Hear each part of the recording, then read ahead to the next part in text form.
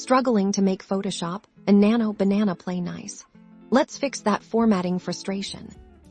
Today, we're diving deep into resolving those pesky formatting headaches that pop up when you're trying to seamlessly integrate your work between Photoshop and Nano Banana.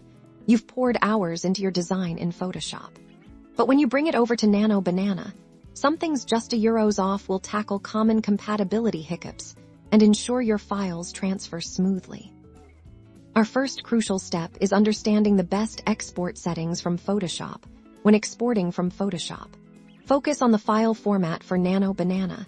Common lossless formats like PNG or TIFF can often provide excellent results. Avoid highly compressed formats like JPEG if you need to preserve intricate details, as they can sometimes lead to unexpected artifacts when re-imported elsewhere. Pay close attention to the resolution and color mode settings within Photoshop's export dialog to match Nano Banana's expected input.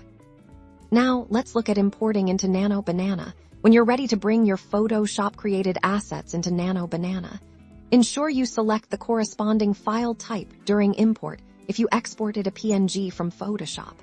Make sure Nano Banana is set to recognize and import PNG files sometimes. Simply changing the extension might not be enough. The internal data structure needs to be compatible if you're experiencing transparency issues. Double-check that your export from Photoshop preserved transparency, like with PNG, and that Nano Banana's import settings are configured to handle transparency correctly. For more complex vector elements or text, consider flattening or rasterizing specific layers in Photoshop before export if Nano Banana has trouble interpreting them as true vector data.